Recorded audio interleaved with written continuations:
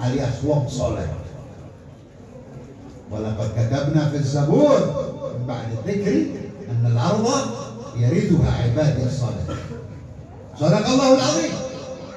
Ini ayat Al-Quran bahwa wong soleh pasti menang. Tidak seperti sekarang yang mewarnai oligarki, yang membiayai ini itu demi kepentingan mereka, oligarki, yang menjadikan pornografi tersebar di mana-mana, muncul.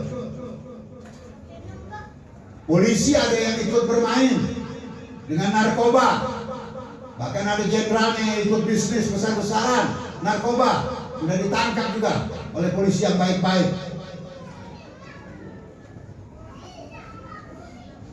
Sekarang diwarnai oleh yang membuat hati Rasulullah sedih. Rasulullah, ya Allah, kenapa umat saya banyak? Kok negerinya banyak pornografi? Kenapa umat saya banyak? Kok yang banyak adalah narkoba? Kenapa umat saya 80% lebih yang dominan kok korupsi? Separuh bupati korupsi, separuh gubernur korupsi, separuh menteri, dan ada yang baru ditangkap lagi korupsi. Kenapa banyak hanya jumlah, kuantitas? Sedihlah Rasulullah. Siapa yang mau memperbaiki kondisi ini? Nah, ada jaminan dari Al-Quran bahwa pada akhirnya yang menang adalah wong soleh. Tapi harus diperjuangkan. Ayat yang ketiga. Ayat ini sering dibaca oleh pejuang-pejuang Islam. Imam Khomeini termasuk sering membaca ayat ini waktu melawan raja yang zalim di negerinya. Di Iran sana ada raja zalim berteman sama Amerika, berteman sama Israel. Lalu Imam Khomeini ajak rakyat, rakyat, ayo nih lawan ini raja jahat nih, si raja yang serakah ini. Ayo kita kalahkan. Kalah Allah kasih. Imam Khomeini bersama murid-murid beliau banyak yang berjuang, ada Muslim Sunni, ada Muslim Syiah, ada Kristen ikut berjuang, tumbang itu raja. Apa yang pertama dilakukan? Kedutaan Israel diganti dari kedutaan Palestina. Allahu Akbar. Allahu Akbar. Angkat tangan dong. Allahu Akbar. Allahu Akbar. Kedutaan Israel diganti menjadi kedutaan Palestina. Allahu Akbar. Allahu Akbar. Langkah pertama, Palestina penting. Masya Allah. Dan Imam Khomeini mengatakan Israel adalah kanker di dunia Islam yang mesti dicabut akar-akarnya. Allahu Akbar. Allahu Akbar. Mudah-mudahan tidak lama lagi tercabut ini tumor nama Israel. Amin. Amin. Amin. Amin. Ini ayat yang ketiga bahwa yang bakal menang adalah orang beriman. Ayat Al-Quran. Wa nuridu an namunna 'alal ladzina istud'ifu fil ardi. Bukan di Lombok saja. Bukan di Indonesia saja. Bukan di Yaman saja. Fil ardi, dunia. Wa nuridu an namunna 'alal ladzina istud'ifu fil ardi wa naj'alahum a'immatan wa naj'alahum al-warithin. Sadaqallahu al-azim. Allah berfirman bahwa orang-orang tertindas akan diberikan kepemimpinan oleh Allah Subhanahu wa taala. Yang tertindas secara ekonomi, yang tertindas secara budaya, yang tertindas menjalankan agama dengan baik tapi dilarang-larang, dan ini akan menang. Mustad'afin. Wa nuridu an namunna. Siapa yang yurid? Allah. Wa nuridu an namunna. Ini ada dalam surat Al-Baqarah. Wa nuridu an namunna 'alal ladzina istud'ifu fil ardi. Seluruh dunia akan menang. 3. Ayat terakhir, ayat keempat. Dalam surat An-Nur ayat 55. Allah berfirman, wa'adallahu. Ini yang wa'ada Allah. Allah janji. Bukan caleg ya. Caleg juga masih ada yang jujur, tapi cukup banyak yang tidak jujur. Itu janji, ingkar janji. Lupa. Orang suka plesetkan itu. Baca ayat kursi, setelah terpilih ayatnya dilupakan. Ingat kursinya saja dan gaji besar. Dan wakil rakyat banyak yang tidak bermutu. Wakil rakyat banyak yang tidak bermutu. Karena partai nggak serius, akhirnya rekrutnya asal-asalan. Orang yang nggak punya kualitas keilmuan, ambil yang penting terkenal. Orang yang spiritualnya rendah, ambil yang penting terkenal. Elektabilitas, madhab elektabilitas, madhab keterkenalan, bukan madhab kerakyatan yang dipimpin oleh hikmat kebijaksanaan dalam permusyawaratan perwakilan, tapi elektabilitas. Nah, Allah mengatakan, saya janji pada orang beriman di antara kalian. Jadi ada kata di antara kalian, di antara kalian. Jadi tidak semua terpilih, tidak semua terpilih. Orang-orang khusus. Kalau negara dalam keadaan bahaya, yang diturunkan adalah Kopassus, bukan tentara sederhana, apalagi Hansip. Ya kan? Yang diturunkan adalah Kopassus, pasukan khusus yang sangat terlatih untuk melawan musuh bangsa dan negara, baik dari luar maupun dari dalam. Apalagi untuk menegakkan keadilan seluruh dunia. Imam Mahdi akan menegakkan seluruh dunia. Harus ada laskar khusus, tidak pakai seragam. Kalau Kopassus pakai baret merah, agak merah gitu, pasukan badan keren, latihan push up dan lain sebagainya. Terima kasih sayang, masya Allah. Ada pasukan Imam Mahdi sekarang sudah muncul di mana-mana, nggak pakai seragam, tapi dia pasukan Imam Mahdi. Ada pasukan Imam Mahdi di level perorangan, individual. Ada pasukan Imam Mahdi di level yayasan-yayasan yang sering berbicara bagaimana membantu Imam Mahdi. Karena Nabi Muhammad juga dibantu oleh Muhajirin dan Ansar, oleh sahabat-sahabat Nabi, terutama oleh keluarga Nabi yang beriman, juga oleh sahabat-sahabat Nabi baik Mekah maupun Madinah, dibantu Nabi Muhammad. Apalagi Imam Mahdi perlu dibantu. Jadi yang bantu Imam Mahdi punya beberapa level. Pertama level individual. Kita nggak paham bahwa ini orang sebenarnya adalah Kopassus Imam Mahdi. Dia orangnya tenang, sendirian, tapi dia berpikir bagaimana membantu Imam Mahdi lewat sekolah yang dia bangun, lewat pesantren yang dia bangun, lewat majelis taklim yang dia bangun, lewat tenaga kerja yang dia rekrut. Dia sendiri kerja, tapi dia berpikir saya mau bantu Imam Mahdi. Ada yang membantu Imam Mahdi di level yayasan atau ormas. Sering bicara bagaimana cara membantu Imam Mahdi ya. Yang pada hakikatnya sebenarnya membantu Rasulullah. Yang pada hakikatnya sebenarnya membantu Allah. Masya Allah. Ini artinya ceramah 2 jam ya. Air bensin udah banyak nih. Masya Allah. Terima kasih saya. Jadi yang membantu Imam Mahdi banyak level, individual, organisasi, ormas, bahkan ada negara yang pimpinan negaranya bicara hampir tiap hari bagaimana kita dedikasikan negara kita untuk Imam Mahdi, bagaimana pejabat-pejabat kalian mesti bicara tentang Imam Mahdi. Semua. Karena apa? Karena Imam Mahdi tidak memulai dari 0%. Bagaimana Nabi Muhammad waktu ke Madinah bukan 0%. Waktu di Mekah tidak ada senjata, la tombak, wala pedang, wala apalagi namanya itu panah.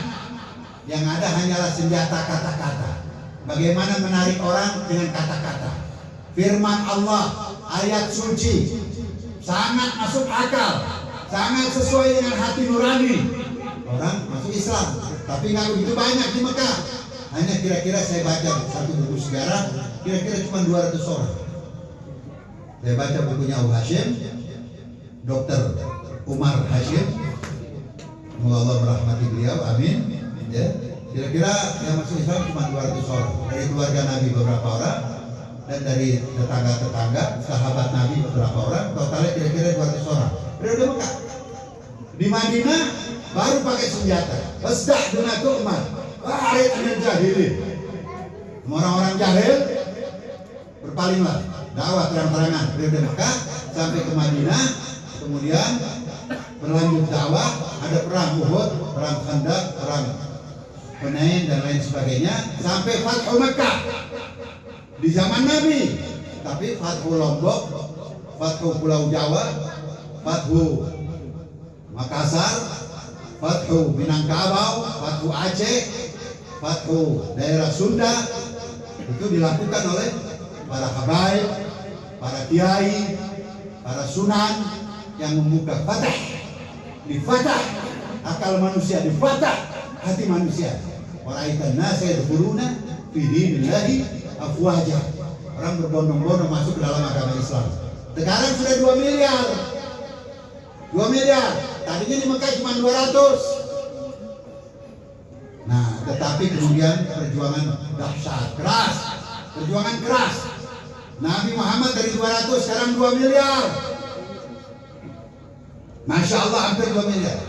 Begitu pula yang ikut Sayyidina Husain, cucu Nabi. Tadinya cuma 72 orang yang mati syahid. Sekarang sudah mungkin lebih dari 72 juta yang mengatakan siap ya Sayyidina Husain, ya Imam Husain, ya cucu Nabi, siap. Dulu yang respon 72. Padahal Sayyidina Husain atau Imam Husain cucu Rasulullah sudah mengatakan kondisi sangat berbahaya. Orang soleh di penjara, Baitul Mal dikorupsi, ulama ditangkap, saya terancam. Jangan pikir kalau saya terbunuh kalian aman, kalian juga terancam. Kamu hai orang Madinah, karena waktu itu Sayyidina Husain ada di Madinah, kalian juga terancam. Maka ikut saya berjuang sini. Yang merespon sedikit. Yang mati syahid bersama Sayyidina Husain, keluarga beliau ada kira-kira 18 orang, anak cucu Rasulullah, gitu, yang dari sahabat-sahabat beliau kira-kira 54 orang. Totalnya 72. Sekarang yang respon 72 juta siap mati syahid. Allahu Akbar. Allahu Akbar. Angkat tangan. Allahu Akbar. Allahu Akbar. Labbaik ya Rasulullah. Baik ya Rasulullah. Labbaik ya Rasulullah. Baik ya Rasulullah. Salawat. Allahumma salli ala Muhammad wa ali Muhammad. Sayyidina. Allahumma salli ala Sayyidina Muhammad wa ala ali Sayyidina Muhammad. Jadi ayatnya kita hafal semua. Ya toh, di surat An-Nur. Allah janji kepada orang yang beriman, tapi beriman yang kelas Kopassus. Bukan yang sekedar sholat puasa. Ada problem negara, masa bodoh lah, yang penting bukan saya. Ada tetangga anaknya kena narkoba mati, yang penting bukan anak saya. Ada tetangga ditangkap korupsi, yang penting bukan keluarga saya. Ini bukan iman seperti itu. Iman yang mau berjuang. Makanya Allah katakan minkum, orang beriman di antara kalian.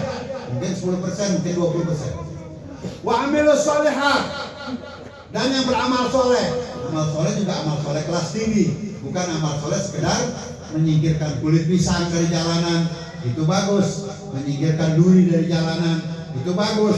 Menyingkirkan paku dari jalanan, itu bagus. Buang ke tempat tong sampah, itu bagus. Tapi siapa yang bisa sampah-sampah nasional berupa koruptor dibuang ke tempat sampah? Siapa bisa lakukan? Bisa dilakukan kalau ini kita amalkan. Wa'tasimu bihablillah, bersatu muslim kompak, baru itu koruptor kita buang di tempat sampah. Bandar narkoba yang bikin sudah lebih dari 1 juta putra putri bangsa tergelepar-gelepar kena narkoba, bisa kita lawan hanya dengan persatuan. Jadi ayatnya pasti benar. Nah, Imam Mahdi Indonesia saya yakin akan bisa memberikan sumbangan besar pada Imam Mahdi. Amin. Amin. Jangan kalah dengan Turki. Turki lagi siap-siap sekarang. Tiap hari Imam Mahdi, ya Allah ma'ajil, cepat segerakan ya Allah. Imam Mahdi pimpin kami ya Allah, segerakan ya Allah. Jangan kalah dengan Nigeria. Di bawah pimpinan ulamanya yang berwibawa. Syekh Muhammad Zakzaki. Muhammad Zakzaki.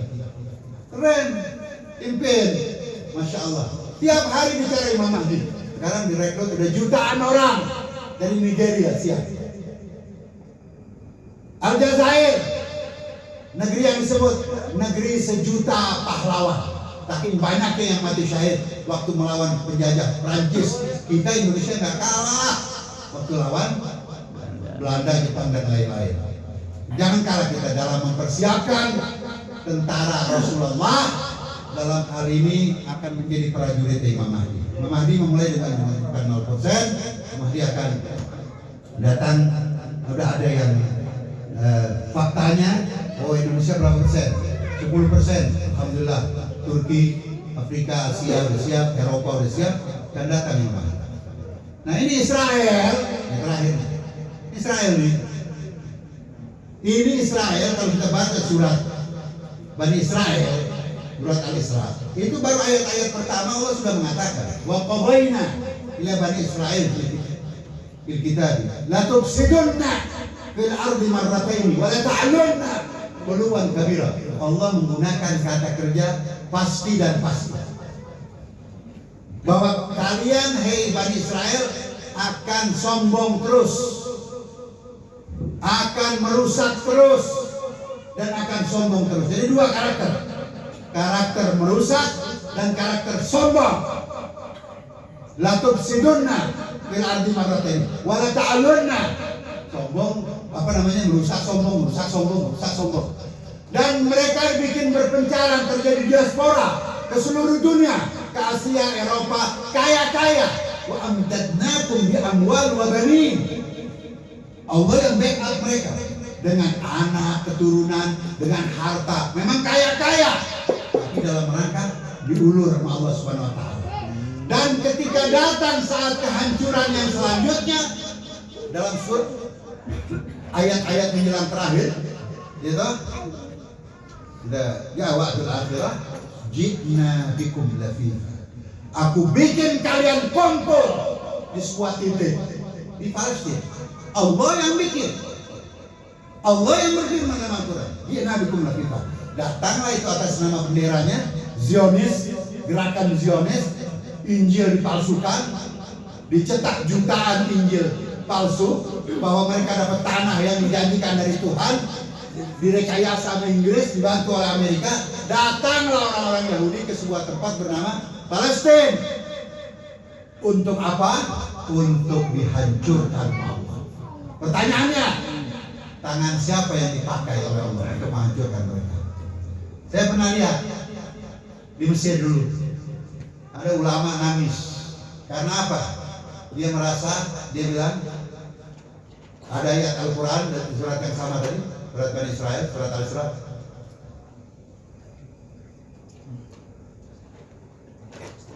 In udtum udna. Kalau kalian kembali merusak, kami Allah kembali menghancurkan kalian. Lalu ulama ini mengatakan, al-Yahud adu ila al-fasadi fil ard. Limadha Allah ma yudammiruhum? Yahudi telah kembali merusak depan mata kita, mencaplok Palestina, merusak, mengusir, memperkosa, membunuh, memenjarakan, menyiksa, membombardir, membakar. Dia telah kembali merusak. Kenapa Allah tidak menghancurkan mereka? Nangis dia. Namanya Syekh Ismail Adawi. Saya masih ingat. Nangis. Dia bilang karena Allah tidak menggunakan tangan kita orang-orang Arab untuk menghancurkan Israel. Itu tahun 85. Saya ke sana waktu itu sama Habib Rizik, adik kelas saya. Ya. Teman. Ada hal-hal yang kita kadang-kadang sejalan. Ada hal-hal yang kadang-kadang kita berbeda, gitu. Tapi ukhuwah Islamiyah harus kita bangun terus dengan siapapun, ya. Nah, akhirnya nangis ini ulama. Nangis ini ulama. Dia bilang kita tangan orang Arab 300 juta orang nggak dipakai sama Allah. Allah ma yastakhdim aidiana. Allah nggak pakai tangan kita untuk menghancurkan Israel. Itu tahun 86 saya ke sana. Jadi sudah berapa tahun? 38 tahun yang lalu. Gitu. 38 tahun yang lalu. Selama 38 tahun ini terjadi perubahan dahsyat. Contohnya mana? Contohnya sekarang Hamas meningkat keberaniannya. Pejuang-pejuang Palestina makin berani, makin kompak. Dibantu, ini yang paling menggembirakan kita. Panggung perjuangan Palestina, di situ terjadi koalisi persatuan antara pejuang-pejuang Muslim Sunni dan Muslim Syiah bersatu. Terang-terangan baca bagaimana pujian Ismail Haniyah, pujian Yahya Sinwar, pujian Mahmud Az-Zahar, pujian Khalid Nakhala, tokoh-tokoh pejuang Palestina terang-terangan memuji Imam Khomeini, memuji Said Ali Khamenei atas bantuan-bantuannya berupa persenjataan dan materi yang lainnya. Ini alhamdulillah, karena itu telah lahir jutaan pejuang-pejuang hebat ini yang bikin gembira Rasulullah, dan pejuang-pejuang inilah yang mengirim pesan, inilah lonceng kematian buat Israel. Al-maut li Israel. Al-maut li Israel. Al-maut li Israel. Al-maut li Israel. Al-maut li Israel. Al-maut li Israel. Hidup Palestina. Hidup Palestina. Allahu Akbar. Allahu Akbar. Hidup Indonesia. Hidup Indonesia. Ini saja yang bisa saya sampaikan. Dari bulan Maulid ini sampai bulan Maulid lagi tahun depan, setahun, marilah kita kerja keras. Kita kasih kado buat Rasulullah. Yang paling bikin gembira Rasulullah, satu, memperdalam kitab suci Al-Quran. Dua, memperbanyak pembantu Imam Mahdi, memperbanyak laskar Imam Mahdi. Ini yang paling bikin gembira Rasulullah. Karena kemenangan sebenarnya Allah mau kasih Rasulullah, cuma diwakili oleh Imam Mahdi. Assalamualaikum ya Rasulullah, di hari kelahiran engkau. Di hari ini Maulid Rasulullah ini kita ucapkan salam buat Rasulullah. Hadirin yang tidak sakit, 1 menit dimohon berdiri sama-sama. Mari kita sama-sama. Sallallahu ala Muhammad sallallahu alaihi wasallam. Sallallahu ala Muhammad wa ala alihi wasallam. Ya Nabi salam alaika ya Rasul salam alaika ya Habib salam alaika salawatullah alaika. Masya Allah, mudah-mudahan di dunia ini semua kita bisa ziarah Rasulullah. Berdiri kami ini adalah sebagai ungkapan janji. Ungkapan ini kita berdiri adalah ungkapan janji pada Allah Subhanahu wa taala, ungkapan janji pada Rasulullah, janji pada Imam Mahdi, bahwa kita ingin lebih serius mendalami kitab suci Al-Quran dan mempersiapkan diri untuk membantu Imam Mahdi, kita, keluarga kita, masyarakat kita, dan yang lain-lain. Assalamualaikum ya Rasulullah. Assalamualaikum ya Rasulullah. Nabi Allah. Assalamualaikum ya Nabi Allah. Habib Allah. Assalamualaikum ya Habib Allah. Rahmat Allah. Assalamualaikum ya Rahmat Allah. Aba Zahra. Assalamualaikum ya Aba Zahra. Jadda Al-Hasan wal-Husain. Assalamualaikum ya Jadda Al-Hasan wal-Husain. Masyaallah, masyaallah. Di dunia kita ziarah Rasulullah, dan di akhirat semoga kita, ibu yang melahirkan kita, abah kita, keluarga kita, guru-guru kita mudah-mudahan dapat syafaat Rasulullah. Amin ya rabbal alamin. Walafu minkum, minta maaf kalau ada kekurangan. Wassalamualaikum warahmatullahi wabarakatuh. Dipersilakan dulu kembali.